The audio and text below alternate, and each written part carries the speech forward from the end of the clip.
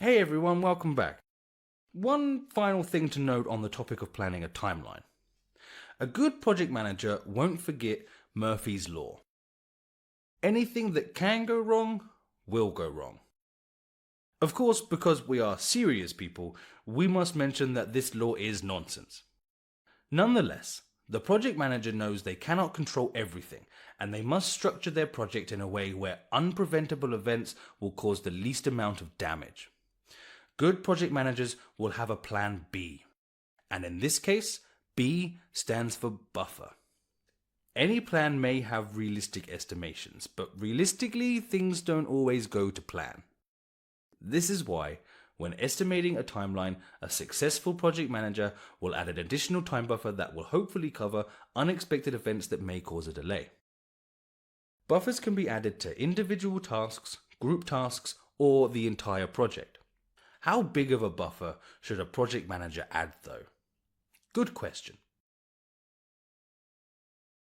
Unfortunately, there is no formula or rule of thumb. The reason is that the size of the buffer is strictly dependent on the type of task or project. Would you put the same buffer on Jimmy's journey to the office as you would the construction works for our Lamborghini showroom? Probably not. But don't worry. We are professionals, so we won't leave this at that. We will now give you a few useful guidelines to help you when sizing your buffers. First, a project manager must judge the level of uncertainty surrounding a task. Simply put, the higher the level of uncertainty, the longer the buffer they need. For example, say you're heading a project, a new task HR with estimating how long recruitment will take as you don't have the expertise in this field. However, you've never worked with this HR team before, so the level of uncertainty is quite high. It's an unknown variable as to how good they are at recruiting showroom salespeople. Therefore, you would add a bigger buffer to their estimate than an estimate from an HR team you have worked with and know to be accurate with their estimations. On that note, it is worth mentioning that when a project manager relies on someone else's expertise, they must still be aware of their estimation methods and validate them. Accountability rears its head at every stage. Then there's the criticality of the task. If there's a task that will damage the project if it's delayed or is heavily linked with other tasks, then a longer buffer would be sensible. You wouldn't be able to continue with your showroom if the walls haven't been built. So the criticality of this task will be higher than the task of installing interactive displays, as there will be fewer tasks dependent on the displays. One of the best ways to judge criticality is with a critical path chart, which we will look at in detail a little bit later. Now lastly, the owner of the task is a factor. The head of recruitment who you have worked with for years and has a great track record will need a shorter buffer with her tasks as opposed to the recently graduated software engineer you just hired. It's not to say that they're bad at their job, but there is a higher degree of uncertainty. Now, except for the few factors we presented, we will give you two important questions you, as a project manager, will need to ask yourself during planning. The first question is where to concentrate the buffer. After each activity or after the last project activity before the project is due? Our recommendation is not to go to the extremes. Avoid having big buffers after each and every activity, as it often impacts the efficiency and momentum of work. On the other hand, if you put all the buffers together and at the very end, it's very likely that the sponsor will push to decrease it, pursuing a sooner end date. Now the other question is how to present the buffers. It is an important factor and must be done tactfully. Even presenting your buffers as buffers can be dangerous, and your project team may see it as added time, and it could lower their productivity. A good method is to present it as a validation period, or time for safety checks.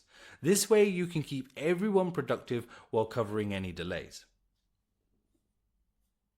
Of course, Another important way of preventing delays is by sequencing your tasks in the most effective way.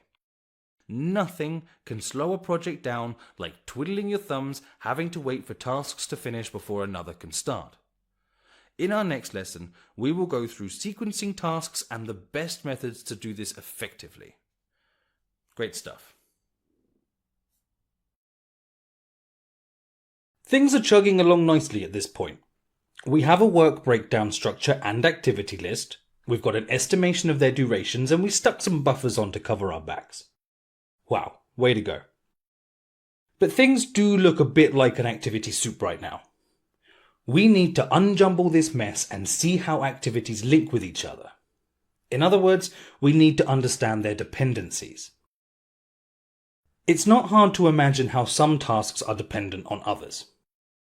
You can't have the cars delivered without a showroom, and you can't build your showroom until you've started digging, and you can't start digging until you have the machinery on site. You can, however, start recruiting the sales team. So, let's look at the 4 main reasons why dependencies exist between tasks. First, logical dependency. This is just like what I described. You can't put windows in your showroom until you've built walls. Second, we've got resource constraints. Lack of resources can affect the sequencing of tasks. Let's say you have 2 work packages as part of your showroom project. One for performing a financial comparison between 2 potential interior designers, and another for preparing a detailed report on travel expenses. But you only have 1 business analyst, and nobody else qualified to perform the tasks. The 2 tasks cannot be completed simultaneously. Therefore, your business analyst has to finish one before they can start the other. Third, we have external dependencies.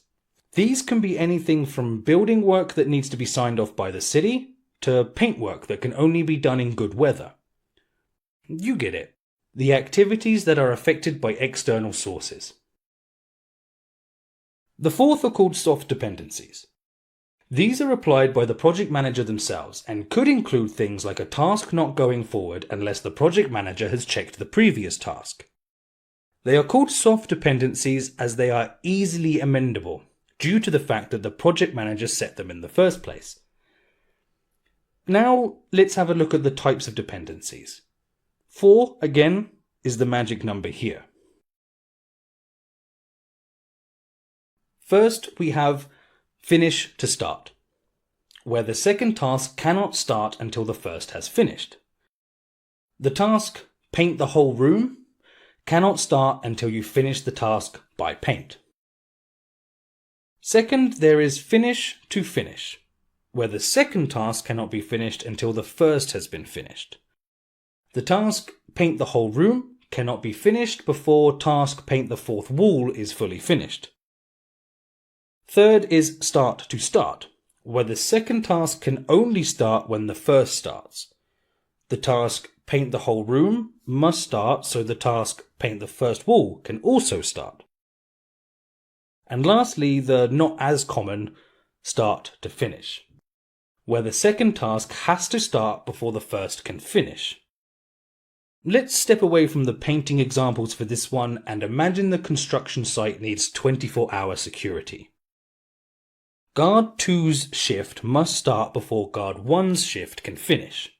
This way, there will be no interruption in the surveillance for any thieves to sneak in. As always, the project manager must take all these factors into consideration because any missed dependencies are sure to cause delays and increase costs. Once the project manager has worked out the dependencies, we can apply the critical path method we came across a couple of lessons ago to potentially find out the shortest time in which we can complete the project. So let's look at this next.